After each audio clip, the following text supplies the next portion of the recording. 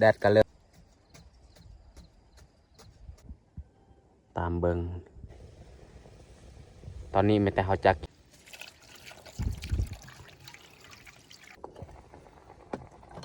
ก่อนพักเครียดพี่น้อง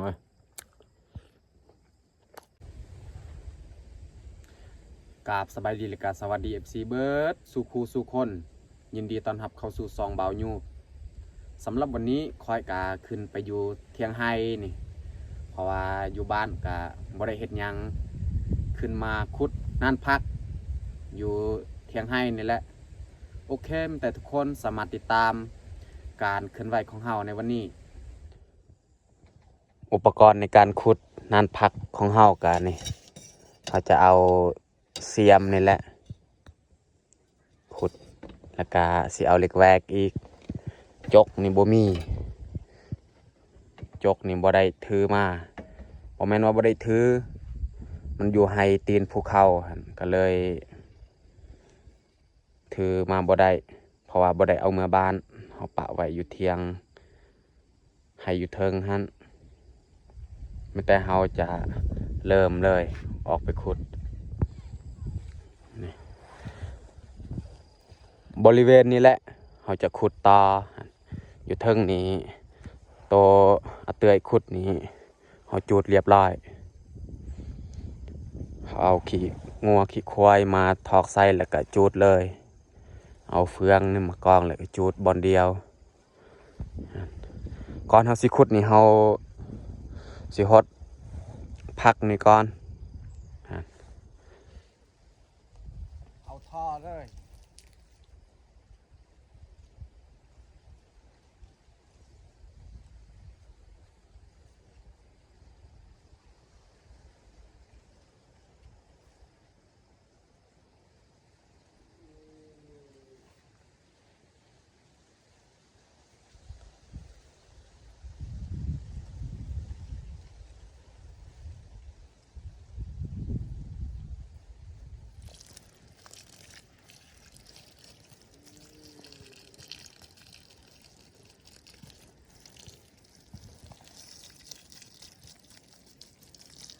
แดดก็เริ่มออกแล้ว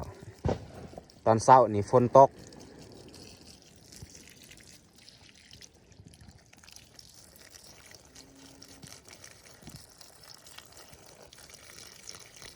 อันนี้ก็คือซุกินี่ใบมันอยากไข่คือมักอึ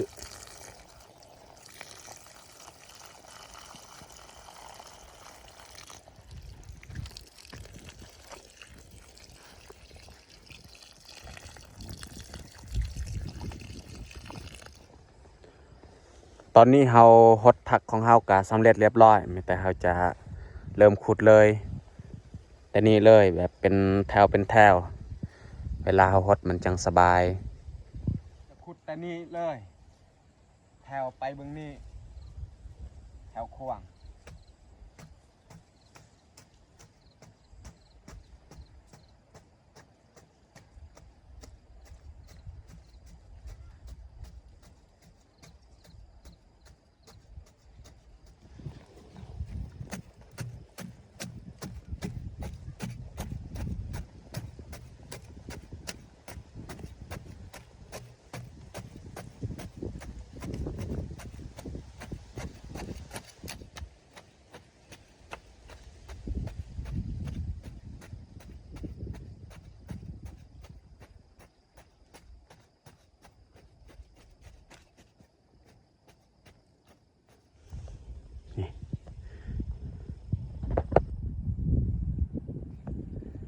แม่งยังเขาเอิญถ้าเขาได้ไล่นี่เขาลองคั่วกินน่าจะมันตามเบิงตัวที่สองอีก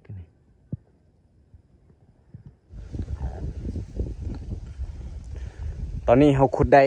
1 นานแล้วนี่อันนี้ก็คือนานทำอิฐและนานที่สองนี่เขาจะขุดนี่อยู่นี่เขาจะขุดแต่2 นานขุด2 นานแล้วแหละเขาสิขึ้นไปเบิ่งน้ำหยาดมันตันแล้วก็เขาสิย่างเบิ่งหัวอีกเพราะว่าแบะนี่ใบ บางมือมันก็เข้าได้ในส่วนนั่นนี่เขาก็เลยได้ย่างไปเบิ่งจักหน่อยเขาจะเริ่มขุดนานที่ซองเลย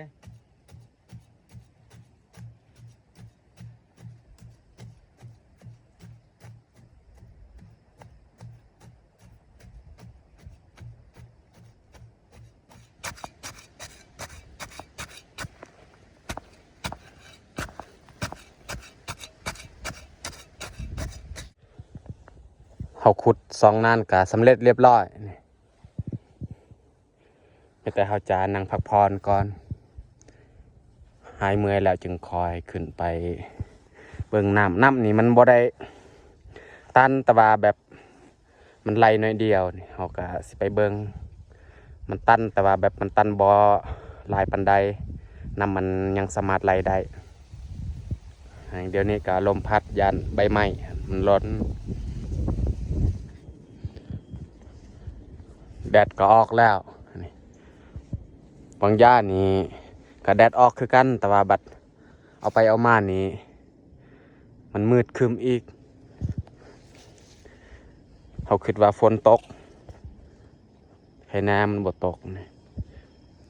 น้ำในนองเนี่ยใส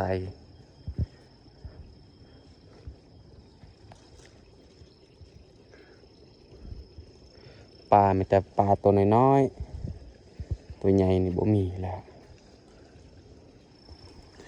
มีแต่เขาจะขึ้นไปเบิ่งน้ำ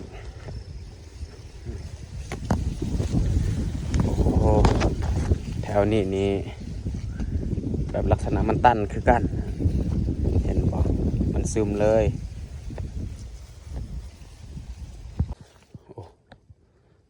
น้ำนี่ไหลแห้งแถวนี้คือซีเมนต์มันบ่ตันอยู่เทิงไม่แต่เฮาสิย่างไปตามแคมสวนมันเฮาเบิ่งหัวเพราะว่าแบะนี่มักเขา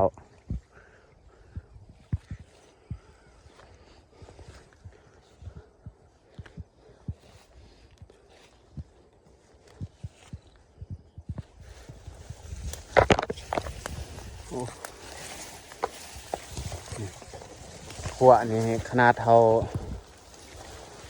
ใส่น้ำมักจับเลยนี่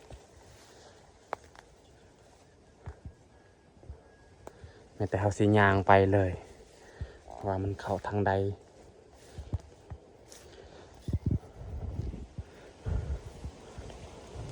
ทางอันนี้ก็มีหอยนี่แต่ว่าบ่เป็นยังมันเข้าบ่ได้ซั่นนี่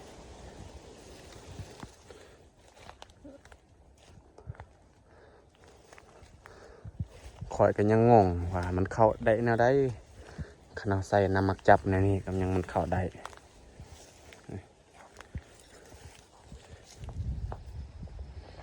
เขาย่างไปก็บ่เห็นบอลมันเข้า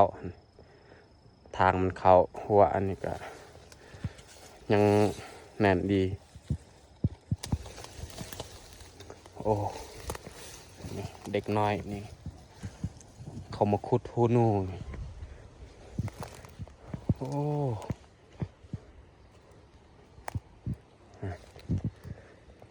จักเขาได้จักบอ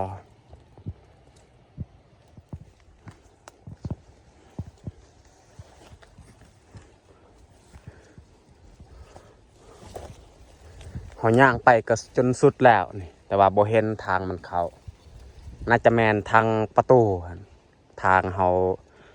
เฮ็ดคันไดหั่นมีแต่เฮาสิเมื่อพักผ่อนอยู่เทียงไฮเลยตอนนี้ก็เวลา 11 โมงปลายแล้วดีแต่มื้อนี้แดดบ่ออกบริเวณนี้นี่หญ้าคาลายเฮาย่างไปก็จนหอบแล้วแต่ว่าบ่เห็นทางมันเข้าน่าจะแม่นทางประตูหั่นทางเฮาขึ้นคันไดมีแต่เฮาสิเมื่อเลย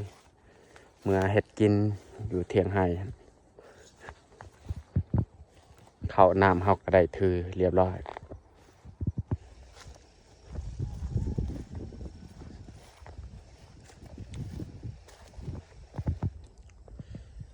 ตอนนี้ก็ฮอตเทียงไห้แล้วแต่เฮาจะพาฟื้นเลย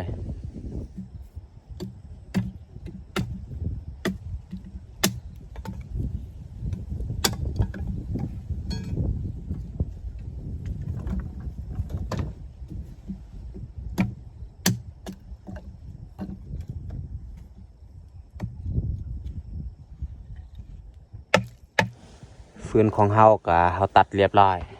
มีแต่เฮาจะเอามาซุ่มเลย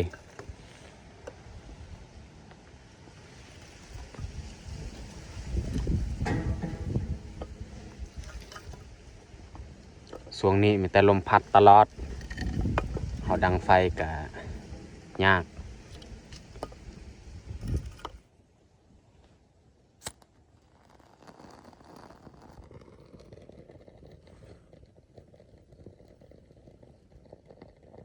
ถ้ามีไม้แป๊กนี่แค่แน่เวลาเขาดังไฟนี่สบายถ้าบ่มีไม้แป๊กนี่แห้งแล้วเขาดังไฟก็ยากตอนนี้ไฟของเฮากะลุกเรียบร้อยตอนนี้มีแต่เขาจะเกียมเห็ดของกินเลยแล้วเราจะมาเบิ่งว่าเขาสิเฮ็ดอีหยังกินติบข้าวอันนี้ก็คือเขียดที่เขาออกไปหาเหยื่อตอนกลางคืน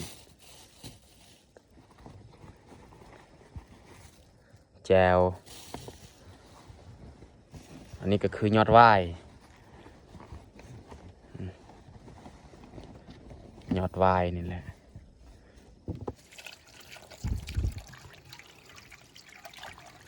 เขาจะล้างเขียดก่อน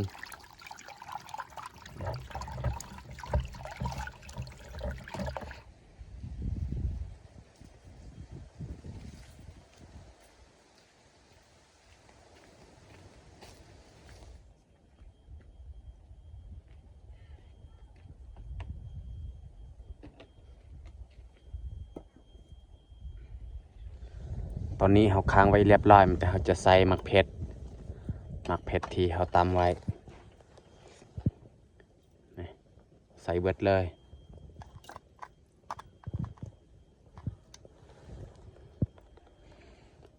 เมื่อนำฟดแล้วจากนั้นเขาจึงใส่เขียดส่วนยอดว่ายนี่เขาจะบ่ปอกตอนนี้เพราะว่าถ้าเขาปอกไว้นี่ยันมันซ้ำเบิดนี่เบิ่งนี่แหละบอนใดเขาปอกไว้นี่อ่อนๆนี่มันซ้ำเบิดแบบมันบ่คักเวลาเขากินเพราะฉะนั้นแล้วเขาจะปอกจากหน่อยบัดเขาปอกนี่เมื่อนำฟดแล้วเขาปอกแล้วก็ยัดใส่เลยมันจึงบ่ซ้ำเขียดอันนี้เมื่อนำฟดแล้วเขาจะใส่เลยเขาใส่เป็นโตบ่ต้องตัดก็ได้เพราะว่าจังได้เขาก็กินคนเดียว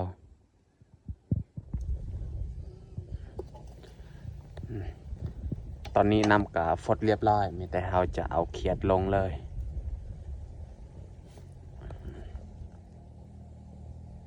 แล้วเขาจะปอกยอดวายแล้วก็ใส่เลยมีแต่เขาจะปอกแล้วก็ยัดใส่เลยเมื่อเขาปอกแล้ว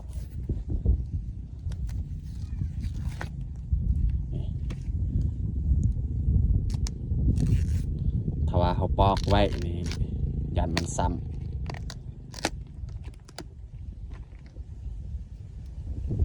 อันนี้โอ้นี่มันแต่ตัวอ่อนๆเลย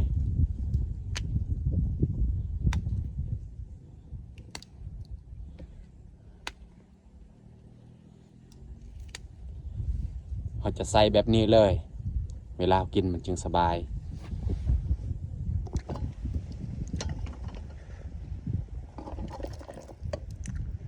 เขาใส่เลยแนวนี้มันจึงบ่ซ้ำ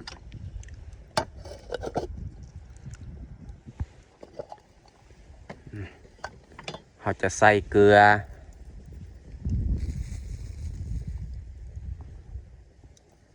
แป้งนัว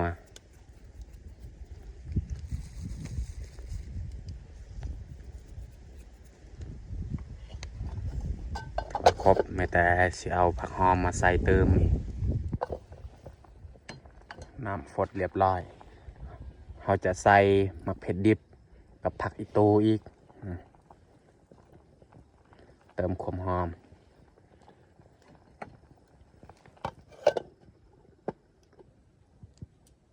ยอดว่ายนี่3 ยอดนี่เขาแกงเอา2 ยอดนี่เขาจะเผาเลยเขาจี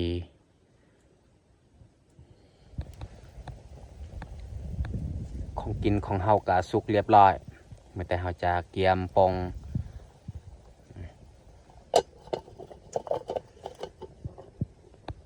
ยอดไว้กะเฮาเผาเบื้องกกนี่สุกเรียบร้อยยังแต่เบื้องนี้อีก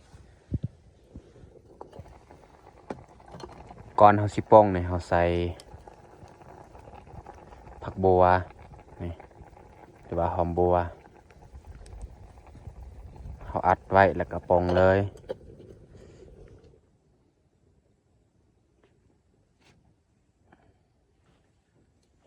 พอปองของกินแล้วเขาจะเผาต่ออีกยอดไวน์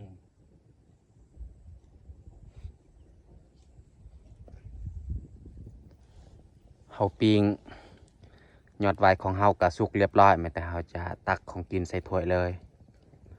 ส่วนยอดไวน์นี่เขาก็จะปองออกเพื่อให้มันเย็นโอ้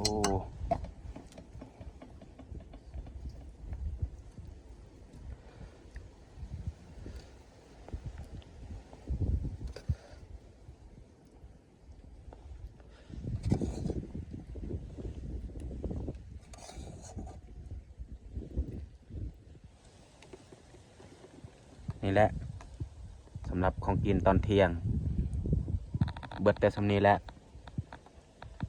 แต่เฮาจะปอกยอดไวน์แล้วก็ลงมือกินข้าวเลยแต่เฮาจะเริ่มปอกเลย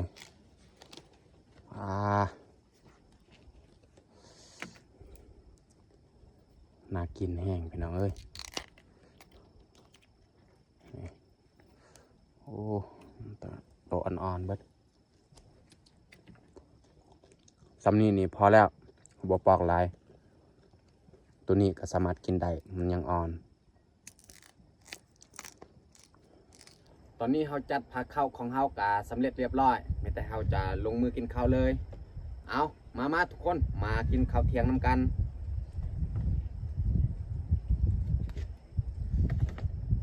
มื้อนี้นี่กินแต่ของธรรมชาติยอดไวน์แกงอันนี้ใส่เขียด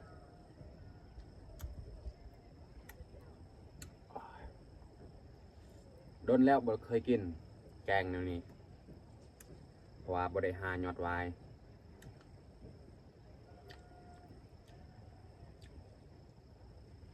ยอดไวน์นี่กินดิบกับแซ่บคือกันว่าจะเป็นต้มหรือว่าเขากีแนวนี้ก็แซ่บคือกัน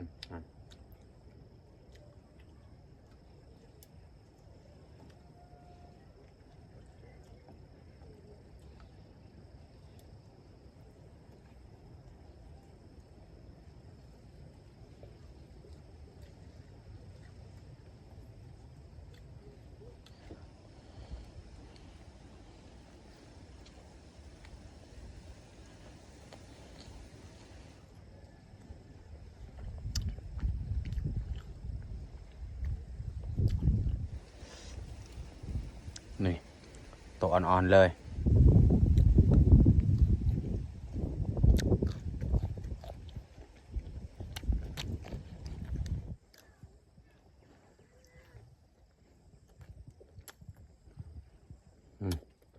ข้าวเคียดพี่น้องเอ้ย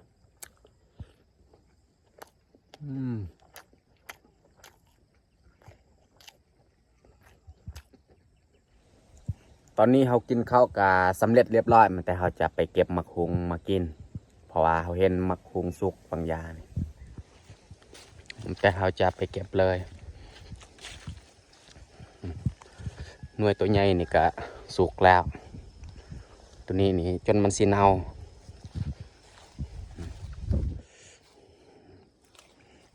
ไม่แต่เฮาสิมือปาดเลย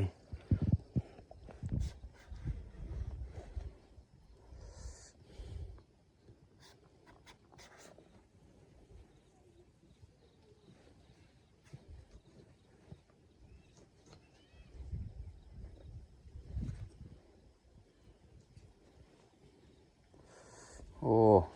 เหลืองคัก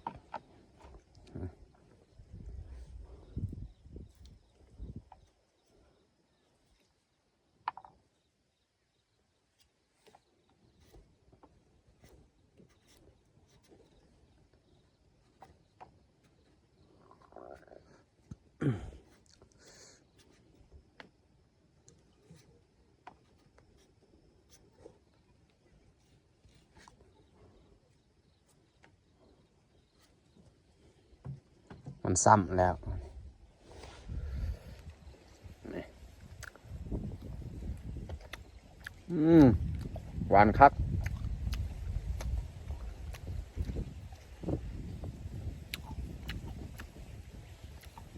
ถ้าขึ้นมาอยู่ให้เนี่ยกินข้าวบ่อิ่มก็บ่เป็นหยังเพราะว่าอยู่เทิงให้นี่มีมะคุงแล้วก็อ้อยนี่บางที่ก็มีกล้วยสุกอีกเราสามารถเก็บกินได้อยู่เทิงให้นี่สงบดีนี่ตอนนี้ก็เวลา1 โมงยังแล้วนี่บ่แดดบ่ออกเพราะว่ามีแต่ลมพัดตลอดอากาศก็เย็นตอนแรงจากนั้นเขาจึงกลับอันนี้กระเทินเนี่ยเขาขึ้นมาอยู่นี่เขาอยู่ฮอด4-5 โมงเลยหดส่วนแล้วจึงคอยเมื่อ